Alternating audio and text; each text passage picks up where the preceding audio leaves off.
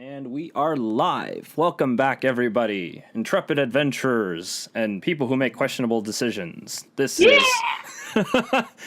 is White Dragon Hunt, where we follow the impetuous rogue Abner and the feisty druid Uriko in their quest to slay and acquire the heart of a white dragon. In recent events, Abner has become separated from his faithful companion, the direwolf Azula, and Uriko has made contact with the remnants of her tribe. They are diminished greatly from the numbers that they used to hold, and an extra twist has been revealed. They have become allies with the White Dragon, an ancient creature named Skadi, who is a massive beast of fearsome power and a wingspan that blocks the moonlight.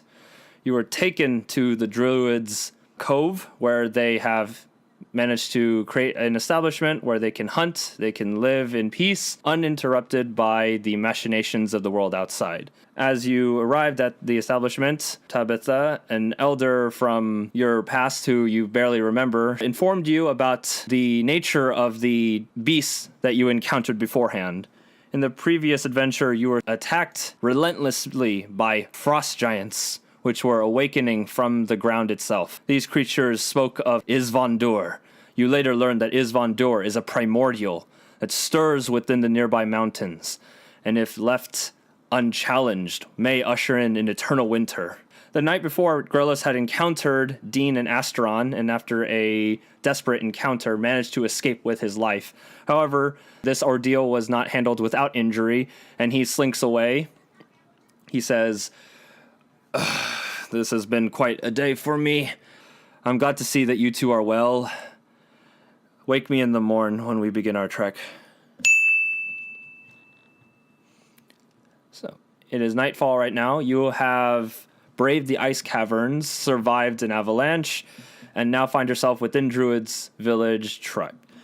What do you do this night? You're beaten and battered. You're still hurt from the day before. What do you do? I am busy contemplating on this predicament since I have to work alongside the thing that I've been hunting and trying to find. So I'm incredibly torn. Obviously, there's a greater threat, so... The dragon herself is on the grounds. You see her milling around a ring of huts created from tanned mammoth hide and tusks. She doesn't seem to be talking to anyone. No one seems to be paying her any heed. She's just kind of resting there. So if you wish, you can approach her. Yeah, actually, I would like to talk to the dragon. As you're approaching her, you can actually hear her very deep labored breath. She has large, massive lungs. When you get close enough, do a perception. I don't want to, intervene, but I want to be in earshot. 41. This creature dwarfs you in size and scale. You can hear its heart thumping, but it's a very slow, methodical thump. Not the thump of a creature in its prime, but a creature approaching its twilight. A tired and strained heart that seemingly longs for peace. I will approach the dragon, somewhat apprehensive, just because it's a dragon. Clear my throat. Scotty turns around to you, taking great care not to whip her tail about too much. Every single movement of her massive leathery wings kicks up air and debris. It looks like she could swallow you if she wanted in a single bite. Her mouth is this massive cavern filled with razor-sharp white teeth. And she has a massive white crest above her head that goes backwards, almost like a white crown. After taking a deep breath, she says, "Well, Uriko, was it? We didn't get to speak much." Yes, can't say I've ever had the opportunity to speak to a dragon without it trying to kill me first. Yes, we chromatics are a brutal and savage race. There is much darkness within our blood. Some would say it is our nature to be wicked. Yet you are not. You're, in fact, friend to my tribe. Why is that? I've learned long ago that conviction, when paired with wickedness, creates only suffering. I learned that from my companions from ages ago. Tabitha nursed me back to health. She lifts her head a little further, and you can see a massive gash across her chest. There is what appears to be as if a large claw created this black mark that jags down her chest like cracked rock. She says, in my last encounter with Isvandur, I barely escaped with my life. If it wasn't for Tabitha, I would have died the moment I emerged from my cocoon. What brings you to the frozen wastes? Have you heard of a place called the Forest of Swords? I cannot say I have. There's so much of this world that I still have not yet seen. You'd think after a millennia you would have seen it all, but sadly no. What is this Forest of Swords you speak of? Within this place, there is a sacred item that is said to restore a lost civilization. And to awaken that item, you need the hearts of 5 dragons. So you need my heart. Of course, as it stands now, I cannot slay you. That would be against what we're trying to do, and we have more important matters. However, I won't lie to you, and that is why we originally came here. She leans forward, very close this time. The carapace of her massive draconic face stops mere feet in front of you. Abner, since you're nearby, you feel like that slightest twinge of threat. This creature, every time it moves, makes you unconsciously reach for your sword. She looks into your eyes. She has these massive slit yellow eyes, and she says, I am not long for this world, unfortunately. Even dragons such as ourselves are not timeless. Eventually, we all return to dust. If this is truly what you seek, when my task is done, I will gladly enter my rest, and you can take what you came here to take. I appreciate that, and until then, I will help you however I can. I am grateful that we can arrive at an understanding as well. Such a power, though, she says, somewhat intrigued by what you've spoken of. Seems troubling, but I am not all-knowing. If it would bring back your people, then I wish you the best of luck in the battles and the wars to come. I appreciate it. She says, now excuse me, I must rest. She slumps her head down as if falling asleep, and around your feet, it gets immeasurably cold. You see like a frost coming out from where she's standing, and it starts to slowly swirl up around her body as if she's encasing herself. After about a minute or so passes, the swirling miasma of frost condenses around her, and she is encased in a cocoon of ice, completely inert. Oh, cool. I will end my turn. Abner, you watch this exchange. As she's speaking to Uriko, you notice that there are several metal plates that have been riveted into the larger, thicker plates of her back. It looks like some sort of saddle-like device, but the actual saddle has been either broken off or detached. Oh, cool. Dragon Riders. And she has the scars upon her body that show that she has been in battle. I would like to sneak up on Uriko and then just be like, glad we didn't have to fight her. You know, you could say hello or something before approaching, but it's not like I'm standing in front of a dragon. Uriko, how long have you known me? Come on. Too long, apparently. How are you holding up? With Azula not being around? I actually need to talk to you about that. I don't know what to do. We'll gladly join you in finding her if that's what you wish. I mean, the obvious choice is helping them, right? For the sake of the world. But I can't concentrate. I can't stop thinking about Dean. I can't stop thinking about Azula. I will stop you and put my hand on your shoulder. When your own world is in jeopardy, I think that's more important. So we should correct your world before we correct the world of others. But aren't we on a schedule? Isn't this... But are we running out of time? When has Abner ever followed the schedule? Uriko, this is... Yes, but what's the point of saving Azula and dealing with Dean if the world's going to end? We need you in the best mindset if we're going to win. As if you needed a sharp blade, you would have to prep that, so you also need a sharp mind. So if we need to go rescue Azula. We're not going to do anything in this state. We should probably get some sleep and then see what we can do. We'll wake up early and see what we can do. We're going to go to bed. Your characters decide to rest for the night. You feel as you're approaching your sleeping quarters that your bodies have become almost overwhelmed with fatigue, the extreme cold, the upward and downward treks upon snow-laden hills, just exposure to the cold air. You're feeling them all, along with your battle scars, and you sleep like the dead, but thankfully do not remain dead. And you wake up the next morning. The sun creaks across the white snowscape, reflecting its brilliant light. And you can hear, as you're waking, that there's a lot of movement about. People seem to be rushing past your tent. I will go see what's going on. As you acquire your belongings, Philomena is still sleeping inside the tent. I'll let her sleep. She needs it. As you approach the crowd, you see that around the village itself, there's a perimeter created of very large and interwoven briar. At the edge, there seems to be some people having a discussion. As you approach them, a distant and earth-shattering roar signals the awakening of something. It echoes throughout the land, and you can feel this sudden updraft of cold wind. I look at Abner. I say, well, if we're gonna get Azula, we should make it very quick. You think we should ask the status of the situation? Probably, but if worse comes to worse, you could always take Philomena and go look for Azula and join us later. But we'll see what happens first. So I'll go find Tabitha.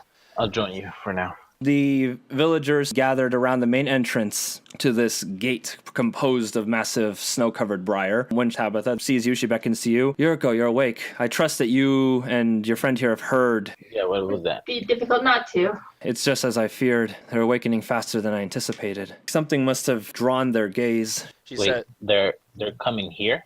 We have to assume so, she says. There's no real way of knowing. I turned to Uriko and I was like, these are the last of your people, huh? Unfortunately. We can't let them perish by this frost giants. We have to help, right? That's the plan. If there has been an awakening, their first course of action would be to destroy whatever threatens their master's return. Unfortunately, that puts us squarely at the top of this priority list. So I know we haven't had time to catch up with all the years that you've been gone, but I must ask you right now, can you help us? Wait, can I do a history check to recall if there's like any like salute type deal what our people do? 21. You don't have a salute. You do have words. Kunwa maji kula nichi kukawa mefu. It means drink water, eat earth, grow tall. Basically, take in the world around you and use it to build yourself up. Analogous to a tree. So I will say that and bow, I guess. And She says it back to you. She says, you remembered. how could I forget? And then I look to Abner and say, I can stay and help. If you want, you can take Philomena and go look for Azula. Look, Uriko, I'm damned either way. I go with Azula, I'm worried about you. I go with you, I'm worried about Azula. You'll know where we'll be. You can just follow the destruction. I'm sure you'll be able to find us easily. I don't even know where to start. It's in a cave, in the hills, in this gigantic area, snowy area. I don't know where to start the searching. I look at Tabitha and I'll ask, I understand not everyone in our village will be hunters, but we are good trackers. Is there anyone you could spare that won't be fighting, but that can help my friend here find someone very dear to him? Alucard can help you, she says. Alucard's the best tracker we have, and he's very good in the snow. Out of the crowd comes a small child. He seems like a black cat with a little bit of flecks of white in his fur. This is Alucard. He is someone we picked up along the way. He's not from our tribe, but he's a very good tracker. He's got a good nose. He can help you find who you're looking for. Granted, you have something of hers that he can use to sniff her out. Do I? You better. History check. Oh, nat 20. Yes, 2 nights ago, when you guys were staying at the lake south of the Silver Claws, Azula took your cloak while you were sleeping. And I have my cloak back. Yeah, she gave it back. She didn't, steal it and eat it. she, You never know. she, Terrible. So I'll look to Abner and bring the kid over to him and be like, you'll be doing him a favor in our village, if anything, if you at least take him out of the danger. So you two can both take Philomena and go find Azula. He says, understood. I'll take care of him. Abner and be like, are you okay with that? Thanks, Uriko. I'll be back. Be safe. So, Alucard, what do you think is the best course of action? You guys are currently right here. The Druid's village is located in this area, next to the lake. Last time you saw Azula was down here. He'll take you along the edge of the lake through the forest so that you aren't just caught out in the open. We have a phoenix. We can fly. The lad turns white like a sheet. I don't have wings. I'm not meant to fly. Neither do I, but she can hold us. He seems apprehensive. He gets close to Philomena for a moment to try to get used to her, reaches out a hand, and Philomena pecks at him, and he goes, shh. Stop that. Are you sure? Would it impede your tracking? All right, fine. If you can land us at the edge of the mountain where you saw her last, I can find my way to her then. Okay, we'll do that. That way we can travel faster. He apprehensively gets onto Philomena, but only after you get onto Philomena first. Philomena ruffles his feathers once, pruning himself, and is willing to let you control him. So you take to Keep this. forgetting that Philomena's a guy. Philomena is a guy, Yeah. but she gave him a name for some whatever. I think it was like I rolled to see like because I rolled for gender and it was a guy, and then I rolled to see if Uriko like understood that it was a guy because it's a bird and I can't really tell if birds are like guys or girls when they're born or something. So I was like, you're gonna get Philomena as your name because I'm assuming you're a girl. So It's forever all a good. girl, It's all good. but yeah, Philomena is a boy. All right. All right. So you will take to the skies, Abner, with Philomena carrying you across her red, yellow, and orange back. It's like as if you're flying upon a carpet of fire. You can barely hear Alucard's terrified screaming over the sounds of the wind rushing past your face and your cloak, but you're making good time. As you're traveling, do a perception check with your new vantage point. Cool. Well, I got a 1. All right. So I'm going to say like she cruises to like at least 200 feet in the air. You attempt to look. You pull off the hood, realizing I only have 2 hands.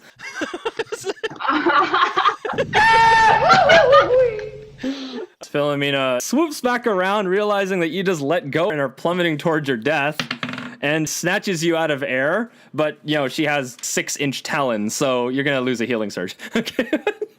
I should have just been carried on her talons all the way. Okay, well that didn't help the kid getting any confidence.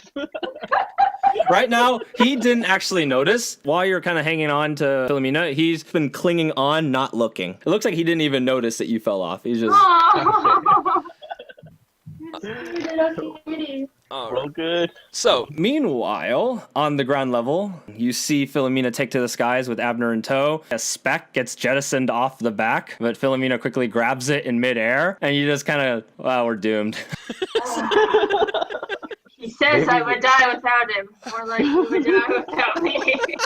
All right, so right now it's mostly quiet. People that cannot fight are hiding, and the ones that can are all beside the gate of Briar. They are currently engaged in some sort of mysterious ritual. Their hands are interlocked, and with each subsequent chant, shake of their beads, and rattle of their bone ornaments, you notice that the plants are moving about. Arcana check to identify. Ooh, Arcana? Okay. Ooh, 25. They're casting druidic magic. You personally have not been made privy to, but it seems like they're strengthening the wall. The vines are closing in at where the entrance would be, as if interlocking fingers are attempting to reach one another so that it's harder for trespassers to get in. They're turtling up. However, halfway through the ritual, one of the elders halts her words and begins to violently cough.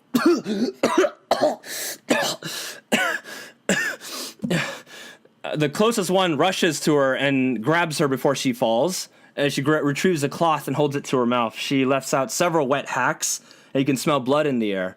In her diminished state, she is unable to carry on with the spell and needs someone to replace her. I will immediately, without like thinking about it, rush up and go take her place. The elders greet you very happily. Tabitha has this very proud smile on her face. As they leading the elder away so she can rest, she doesn't say anything, but she gives you a reassuring nod. One of the others say, "Have you ever done this before, child?" I can't say this particular ritual, but can't be harder than bringing the dead back to life. She has a hearty laugh. Well, just a quick primer, though, in case. I assume you've done the Thorn Whip. I also have vine serpents, too. This is merely an extension of said spell. The goal is we become one with this living construct, this wall, and we teach it to grow, to become stronger. So now hold my hand. This may get a little rough if this is your first time, but we believe in you, Uriko. I will do my best. First, you have to get a better sense of this creature. The Briargate, as they call it, is a living thing. is as alive as you and I are. We must learn to understand it. She says, there are regions of the Briargate that have become weakened throughout the years. Find and excise them using your magic. So you can choose to do a perception, nature, or heal. I will do nature. Feel as though I must connect to the natures. Okay. 30. Damn. All right.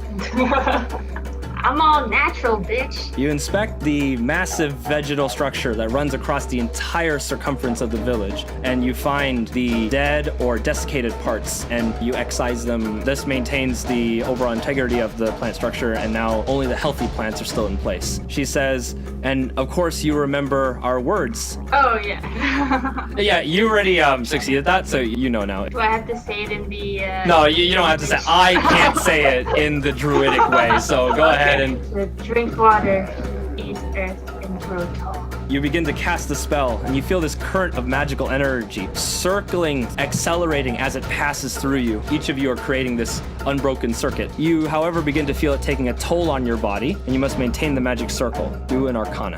That'll be 31. Nice! You maintain your composure and focus and continue to channel your druidic magic. It eventually flows out from you and directly into the Briargate. And for a moment, it feels like you are now one entity with this living wall. You can feel the earth beneath you all around and the cold air surrounding you.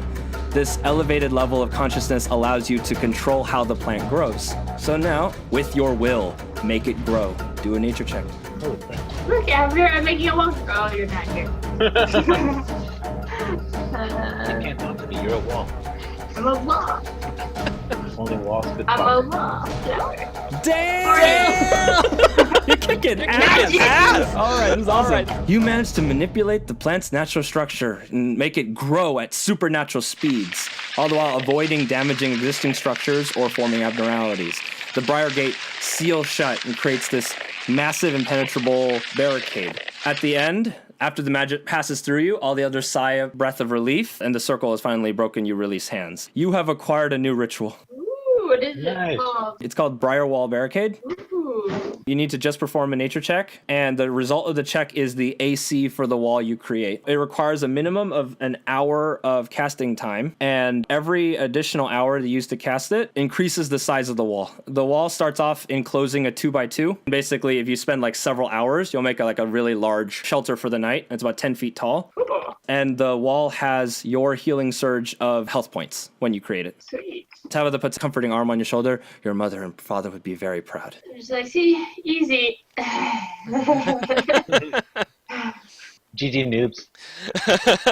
But GG easy. thank you for teaching me that. It's been who knows how long since I've had someone to teach me how to druid again, I guess. She places a hand on your heart. She says, you already knew how to grow. There's very little we can teach you left. Oh, don't die. Oh, you have a family that's gonna die. It's gonna die. It's gonna die. You're awful, Abner. So, we're going to smash cut back to Abner. Falling off of Philomena again. Ner, Don't die.